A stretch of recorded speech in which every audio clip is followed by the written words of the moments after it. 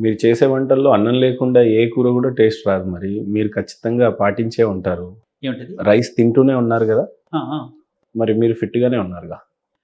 అంటే ఉన్నానా అంటే మరి చిన్నప్పటి నుంచి అది సాధన హ్మ్. నడుస్తోంది. మనం ఎంత పని చేస్తామో ఇప్పుడు మీరు ఓ రూ. 10 ఇచ్చారండి. నేను రూ. 2 బిస్కెట్ ప్యాకెట్ ఇస్తే ఎలాగు? రూ. 10 బిస్కెట్ ప్యాకెట్ ఇవ్వాలి. మనం శుభ్రంగా సుష్టుగా మన అన్నం తినేటప్పుడు మన ఇంట్లో అంత పని చేయాలి. వ్యాయామం కూడా అంత గట్టిగానే చేయాలి.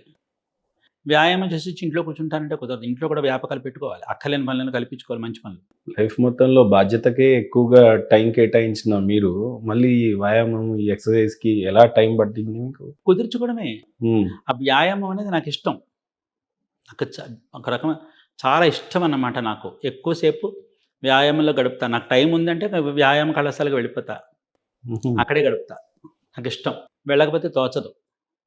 ఏదో పోగొట్టుకున్నట్టుగా ఉంటుంది. కానీ వారానికి ఒక రోజు సెలవుంటుంది గదా! శుభ్రంగా తింటా. అంటే రోజు తింటాననుకోండి కాదనను. ఆ రోజు గట్టిగా హ్మ్. సెలవు గదా మరి. ఎంత తింటానో అంతా పని చేస్తాను. అంత వ్యాయామం చేస్తాను. మన కోసం మనం చేసుకోవడమేనండి. హ్మ్. మన కోసం మనం చేసుకోవడమే. మన ఆరోగ్యంగా ఉంటే బావుంటుంది.